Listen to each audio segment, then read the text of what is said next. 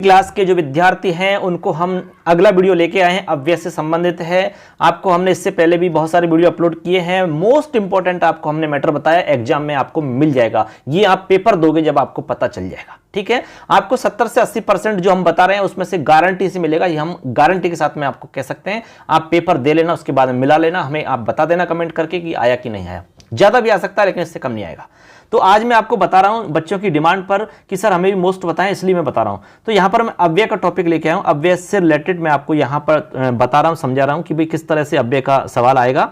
और आपके 2 नंबर का जो मैटर आता है अव्यय का, शायद 2 नंबर आप कैसे पक्के कर सकते हो, आपको मैं इसमें कुछ ट्रिक बताऊंगा, कुछ तरीका आपको बताऊंगा, वो आप फॉलो करना। निश्चित रूप से आपका सवाल गलत नहीं होगा। तो मित्रों, सबसे पहले तो आपको यह समझना होगा कि जो अव्यय है जिसकी हम बात कर रहे हैं, ये होता क्या है अव्यय, ये तो पता होना चाहिए, तभी तो हम अव्यय पढ़ेंगे। तो अव्यय के लिए मैं आपको बता रहा हूं अव्यय क्या होता है। सदृशम त्रिषु लिंगेषु सर्वासु च विभक्तिषु वचनेषु च सर्वेषु यन्न वेति तदव्ययम्। अर्थात जो तीनों लिंगों में, सभी विभक्तियों में और सभी वचनों में जो समान रहता है, कभी भी रूप में परिवर्तन नहीं होता है, उसी का नाम अव्यय होता है। यही इसका मतलब है। क्लियर है? यानी कि जिस शब्द का कभी रूप नहीं चलता, कभी भी उसका परिवर्तन उसमें नहीं होता है, कोई रूप नहीं चलेगा उसका, जैसा है वैसा ही रहता है, तो समझ लेना उसे हम अव्यय कहते हैं। जैसे आपने कभी च का रूप नहीं चलता हुआ देखा होगा, या फिर तथा का रूप नहीं चलता होगा, यथा का है, अत्र का है, तत्र का है, सर्वत्र का है, कुत्र का है, अपि का, इव का, उच्चई, कदा, कुतः, नूनम, पुरा, मा, यत, इनका कभी रूप नहीं चलता देखा होगा। इसका मतलब ये सब अव्यय हैं। अव्यय का मतलब जो व्यय नहीं होता है, जिसका रूप नहीं चलता है, जिसमें विभक्तियों में नहीं बटा रहता है, जिसमें वचन नहीं होते, जिसमें लिंग नहीं होते हैं, तो वो समझ लेना अव्यय है।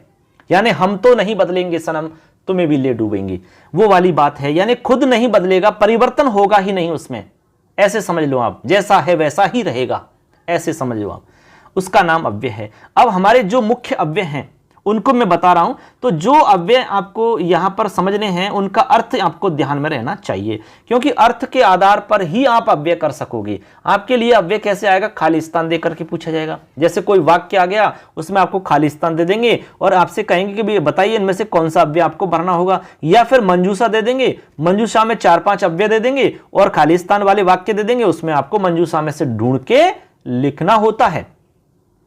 तो अब आप अव्यय का अर्थ समझोगे तो जल्दी कर लोगे, दिक्कत नहीं आएगी आपको। तो मैं सबसे पहले आपको अव्यय जो है हमारे मोस्ट, उनको पहले बता रहा हूं, उनका अर्थ मैं आपको एक बार समझा रहा हूं। जैसे सबसे पहले है अपि। अपि का अर्थ होता है भी, अपि यानी भी। अब देखो अपि का अर्थ भी है, आपसे पूछा जा सकता है, जैसे कि वाक्य है रमेश है अपि जयपुरम गमिष्यति, रमेश भी जयपुर जाएगा, इस तरह से भी का अर्थ निकलेगा। अब मान लो यहां पर खालिस्तान दे देते और अपि यहां नहीं होता, तो आप इसमें अपि का प्रयोग कर देते कि रमेशः खालिस्तान जयपुरम गमिष्यति, तो आप इसमें अपने आप समझ जाते अर्थ के हिसाब से कि भाई इसमें भी अर्थ आ सकता है क्या।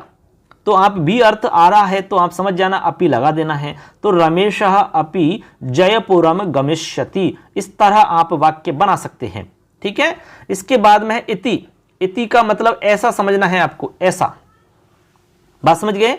तो जैसे कि रघुवंशम इति ग्रंथ है कालिदास है रचयत, यानी रघुवंश ऐसा ग्रंथ कालिदास के द्वारा रचा गया है। इति यानी ऐसा आपको समझना है, ऐसा, ठीक है, ऐसा। आगे है इसमें इव। इव का मतलब होता है समान। जैसे तस्याः मुखम चंद्रम इव शोभते, उसका मुख चंद्रमा के समान सुशोभित है, ठीक, ऐसे। तो इव यानी समान होता है। उच्चई का मतलब होता है जोर से, उच्च ही। जैसे हमने कहा कि सह उच्चई हंसती, वह जोर से हंसता है। तो कैसे हंसता है प्रश्न बन गया। तो आप छांट सकते हो कि भाई उच्चई आएगा कि क्या आएगा इसमें से, ऐसे। इसके अलावा एव।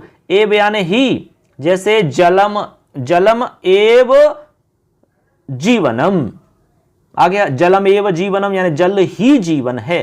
त्वम एव माता च पिता त्वमेव, ये लाइन भी आपने पढ़ी होगी, तो इसमें भी एव आ रहा है। तो आपसे ये भी पूछ सकते हैं कि इस लाइन में अव्यय कौन सा है बताइए, तो आप अव्यय भी पहचान सकते हो। जब अव्ययों की जानकारी होगी तभी तो पहचानोगे आप, ठीक है।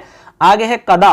कदा का मतलब होता है कब, जैसे कदा, यानी हमने कहा कि गोपाल है, कदा पठिष्यति, गोपाल कब पढ़ेगा, तो कदा आ जाएगा आपका इस तरह से। कुतः, कुतः का मतलब कहां से होता है, कुतः यानी कहां से, ठीक है। नूनम, नूनम यानी होता है निश्चित रूप से, अवश्य, जैसे हमने कहा नूनम अहम उत्तीर्णम भविष्यामि, मैं अवश्य ही उत्तीर्ण होऊंगा, पास हो जाऊंगा, ऐसा। पुरा यानी होता है प्राचीन काल में, पुरा समय, ठीक है, पुरा काले, ऐसे, जैसे पुरा दशरथ है नाम राजा आसीत, पुराने समय में दशरथ नाम का राजा था, ऐसे आप इसका प्रयोग कर सकते हैं। माँ, माँ का मतलब होता है मना करने में, माँ, जैसे माँ असत्यम वद, असत्य मत बोलो, असत्यम माँ वदतु, असत्य मत बोलो, मत, माँ का मतलब मना करने में मत या नहीं, ठीक है। इतस्ततः, इतस्ततः इधर उधर, इतस्ततः यानी इधर उधर, जैसे हमने कहा कि बालकाः इतस्ततः धावन्ति, इधर उधर दौड़ रहे हैं, इसका प्रयोग आ जाएगा आपको। जब इनका अर्थ यदि आपको आएगा तो ये निश्चित मान लो आप कि इनको आप अच्छे से कर लोगे, अर्थ नहीं आएगा तो दिक्कत आएगी आपको, इसलिए बच्चों आप अर्थ जरूर समझना, ठीक है। एक बार इस वीडियो को जरूर सुन लेना, आपको बहुत फायदा मिलेगा। यत, यत यानी कि, यत यानी कि, आगे है अत्र तत्र, अत्र यानी यहां, तत्र यानी वहां, अत्र तत्र, इसका अर्थ आपको ध्यान में रहना चाहिए। यत्र यानी जहां और कुत्र यानी कहां। इदानीम, इदानीम का मतलब अब या इस समय। संप्रति यानी अब या इस समय। यदा और कदा, दो शब्द में यदा, यदा का मतलब तो कभी, और कदा यानी कभी, यानी यदा, यदा कदा यानी जब कभी, ऐसा कह सकते हैं, जब कभी, यदा यानी जब और कदा यानी कब, ठीक है। यथा तथा, जैसे और वैसे, यथा यानी जैसे, तथा यानी वैसे, ऐसे। यावत तावत, जब तक तब तक, यावत यानी जब तक और तावत यानी तब तक। विना, विना का मतलब विना होता है, जैसे जल के बिना, ठीक है, धन के बिना, धनम विना जीवनम व्यर्थम, ठीक है, ऐसे। सहसा, सहसा का मतलब अचानक होता है, इनमें से कोई भी अव्यय आपसे पूछ सकते हैं। श्व, अब देखो श्व का मतलब होता है आने वाला कल, जैसे कल, आने वाला कल है तो उसको हम कहेंगे श्व, ठीक है। और जो बीत गया उसको कहेंगे हय, हय, बीता हुआ कल, हय, जो बीत चुका है उसको कहेंगे हय। इसके बाद में आगे भी और भी हैं हमारे पास, यहाँ पर देखिए, इनको भी देख लेते हैं। एक है आपका अधुना, अधुना का मतलब होता है अब, इस समय। वही, वही यानी बाहर, वही यानी क्या होता है, बाहर, ये आपको ध्यान रखने हैं, एक बार सुन लोगे तो याद रहेंगे। वृथा, वृथा का मतलब होता है व्यर्थ, ठीक है। हमने कहा कदापि, कदापि का अर्थ होता है कभी भी, कदापि असत्यम मा वदतु, कभी भी असत्य मत बोलो। उसके बाद में है शनहि, शनहि का मतलब धीरे होता है, ठीक है, जैसे स है शनहि, शनहि गच्छति, ऐसे धीरे धीरे जाता है। किमर्थम यानी क्यों या किस लिए। च यानी और। यदा, यदा का मतलब जब, तदा यानी तब, ठीक है। यदि यानी यदि, तरी यानी तो, तरी यानी तो या तब। अद्य यानी आज। अलम यानी पर्याप्त या निषेध, अलम यानी मना करने के लिए भी होता है, या पर्याप्त के लिए भी हम कहते हैं कि बस बस पर्याप्त हो गया, ऐसे। अंतः यानी, अंतः का मतलब यहाँ पर अंदर होता है, अंतः, ठीक है, जैसे मकान के अंदर है, ठीक है, भवन के अंदर है, ऐसे। उसके बाद में अधः, अधः का मतलब नीचे होता है। ऊपरी, ऊपरी यानी ऊपर होता है। नीचे ही यानी नीचा होता है। पुनः यानी फिर से या बार बार, ठीक है। ऐसे करके यहाँ पर टोटल हमने 40 अव्यय यहाँ पर बताए हैं। इन 40 अव्ययों का नाम पता होना चाहिए और इनका अर्थ पता होना चाहिए, तभी जाकर के आप इस अव्यय वाले प्रश्न को सही कर सकते हो। आपके लिए बिल्कुल आसान हो जाएगा, कोई दिक्कत नहीं आएगी। तो अर्थ आना चाहिए, एक बार दो बार आप सुन लीजिए, अर्थ आपको समझ में आ जाएगा, अच्छे से समझ में आ जाएगा, रट्टा लग जाएगा, रट जाएगा। अब मैं आपको यह बता रहा हूं कि इसमें से प्रश्न कैसे पूछा जाए। यहां मैं बता रहा हूं आपको प्रश्न किस तरह से पूछा जा सकता है। आपका एक तरीका तो यह है आपका, देखिए, इस तरह से भी प्रश्न पूछ सकते हैं कि अधोलिखितेषु वाक्येषु अव्यय पदम चित्वा लिखत। ये कह रहे हैं कि जो अधोलिखित वाक्य हैं उनमें से आपको अव्यय पद छांट के लिखना है। एक सवाल तो इस तरह से बन सकता है। तो इसमें सिंपल है, हमने जो 40 आपको नाम बताए ये सब के सब अव्यय हैं। इनमें से कोई भी मिल रहा है तो समझ जाना वो अव्यय शब्द है। जैसे यावत, परीक्षा काले नायाति तावत परिश्रमम कुरु। तो यहां पर आपको बताना है अव्यय शब्द कौन सा है। तो भाई यहां पर आप बताइए अव्यय शब्द कौन सा है। तो यहां पर इस वाक्य में दो अव्यय हैं जो कि मैंने यहां अंडरलाइन किया है। ये दोनों शब्द अव्यय हैं, यावत और तावत दोनों शब्द आपके अव्यय शब्द हैं। तो आपको लिख देना है यावत और तावत, हो गए अव्यय। ऐसे अगला वाक्य हमारा अस्माभि सर्वदा सत्यम वक्तव्यम। बताइए यहां पर अव्यय क्या होगा। तो यहां पर अव्यय हो जाएगा सर्वदा, ये हमारा अव्यय हो गया। इसके बाद में आगे है काल है वृथा न यापनीय, यानी समय को व्यर्थ में नहीं बिताना चाहिए। तो यहां अव्यय बताइए। तो यहां अव्यय हो जाएगा वृथा। क्या हो जाएगा, वृथा। समझ रहे बात को, वृथा अव्यय हो जाएगा आपका।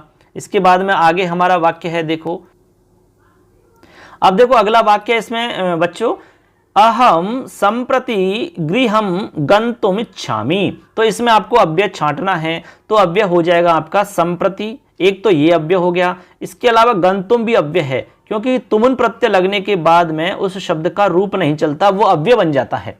समझ गए ऐसे। तो ऐसे करके हमारा संप्रति भी हो जाएगा और गंतुम भी हो जाएगा। आगे है त्वम कुतः समायात है। तो यहां पर आपका कुतः हो जाएगा, ठीक। ऐसे ही अहम स्वय ग्रामम गमिष्यामि, तो स्वय हो जाएगा।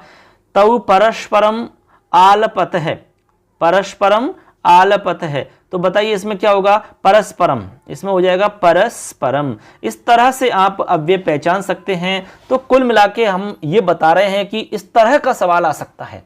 तो आपको 40 अव्यय जो बताए उनको सुनना है, बार बार देखना है, उनका अर्थ समझना है, फिर आपको दिक्कत नहीं आएगी।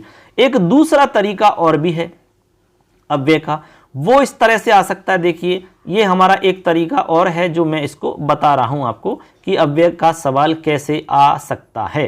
देखो अव्यय वाला सवाल इस तरह से भी आ सकता है आपका, कोष्टकेभ्यः शुद्धम अव्यय पदम चित्वा रिक्त स्थानम पूरयतः। आपको खाली स्थान दिया जाएगा और आपके सामने यहां पर कोष्टक में कुछ शब्द होंगे अव्यय वाले, उनमें से छांट के आपको सही वाले का चयन करना है। अब कैसे पता लगाओगे, आपको यदि अर्थ आता है तो आप फटाफट पता लगा लोगे, नहीं तो दिक्कत आएगी आपको। तभी तो कहा कि आपको अर्थ आना चाहिए उन अव्ययों का। तो देखो मैं आपको बता रहा हूं, यहां पर पहला जो वाक्य है उसमें हम कैसे अव्यय भरेंगे। देखो कह रहे हैं कि अहम खालिस्तान भ्रमणाय गमिष्यामि। बात समझ रही, यानी गमिष्यामि आ रहा है, यानी कि मैं घूमने के लिए जाऊंगा। अब निश्चित सी बात है कि जाऊंगा आ रहा है तो भविष्य काल की बात है। तो भविष्य काल को हम कहेंगे आने वाला टाइम है। तो आने वाले के लिए इसमें दो शब्द हमारे पास श्वय और हय। हय आने होता है बीता हुआ कल और श्वय होता है आने वाला कल। तो निश्चित रूप से यहां पर आ जाएगा श्वय, यहां आ जाएगा श्वय, यानी अहम श्वय है भ्रमणाय गमिष्यामि, मैं कल घूमने के लिए जाऊंगा, ऐसा यहां पर आपको समझना है। तो अर्थ के हिसाब से आप करोगे, यही सबसे बड़ी ट्रिक है।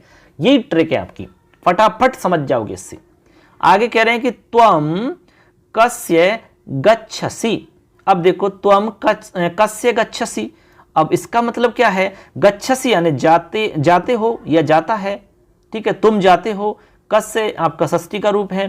तो यहां पर आपको दो शब्द हैं, परित है और पुरत है, इनमें से आपको यहां पर बताना होगा। पुरत है तो त्वम कस्य पुरतः गच्छसि, ऐसे आपको लिखना होगा। तो यहां हो जाएगा पुरत है, पुरतः यानी सामने होता है वैसे, और परित यानी चारों ओर होता है।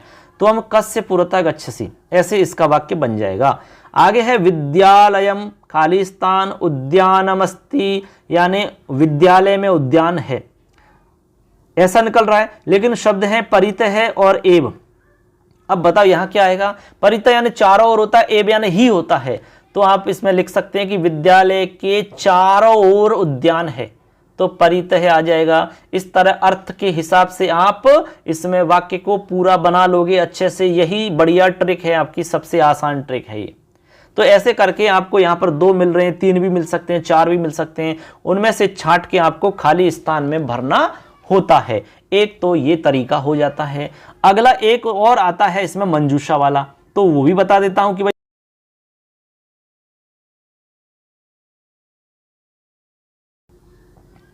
देखो बच्चों, यहां पर एक प्रश्न हमारा मंजूषा के हिसाब से भी पूछा जा सकता है।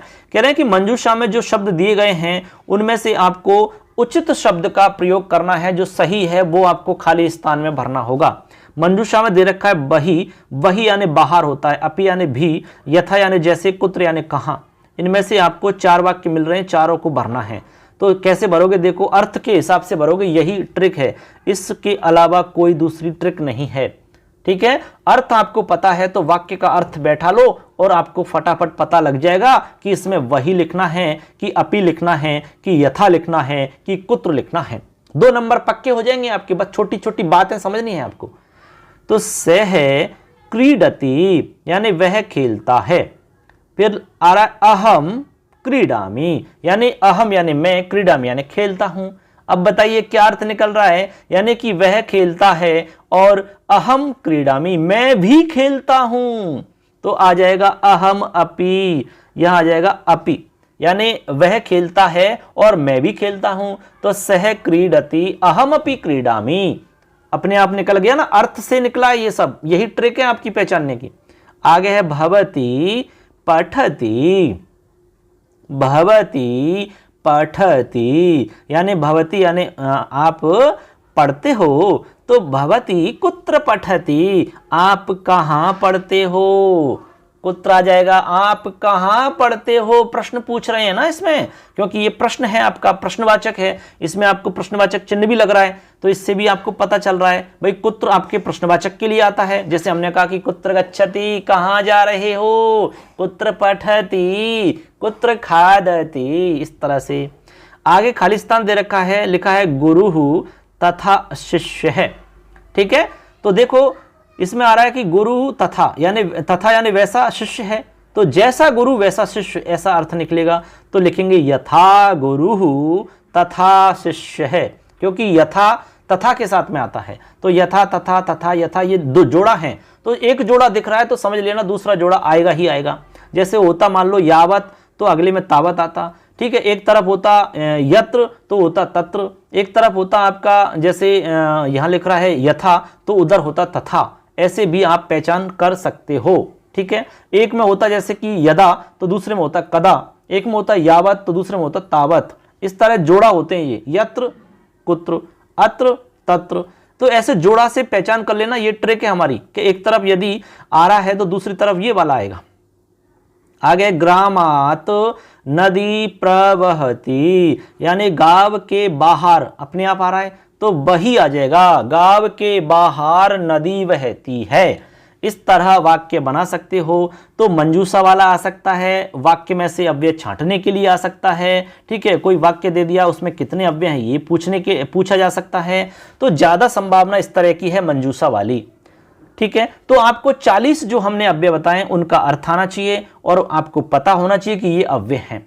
ठीक है, तो इस तरह से आपका अव्यय वाला सवाल गलत नहीं होगा। ये आप प्रैक्टिस कर लेना, इनकी जो हमने बताए हैं, निश्चित रूप से आपका सवाल सही हो जाएगा, कोई दिक्कत नहीं आएगी। अब अव्यय में कोई आपको परेशानी है तो आप बता दीजिए, कमेंट में सवाल कर सकते हैं। वैसे हमें नहीं लगता कि आपको कोई परेशानी होगी इसमें। वैसे अव्यय काफ़ी लंबा चौड़ा रहता है, लेकिन मैंने आपको शॉर्ट में बताया है। आप प्रैक्टिस कर लेना, अपने पास जो भी मैटर है वहाँ से आप देख लेना, इनको अभ्यास में लेके आना, क्योंकि जितना अभ्यास करोगे आपको उतना ही फायदा होगा। ठीक है, तो अब नेक्स्ट टॉपिक में आपसे फिर मुलाकात करेंगे। अच्छे से इसको सुनना, अपने दोस्तों को शेयर करना सबको, क्योंकि सबको फायदा मिले तो अच्छी बात है। ठीक है, मिलेंगे नेक्स्ट वीडियो में। जय हिंद, जय तु भारतम, जय तु संस्कृत।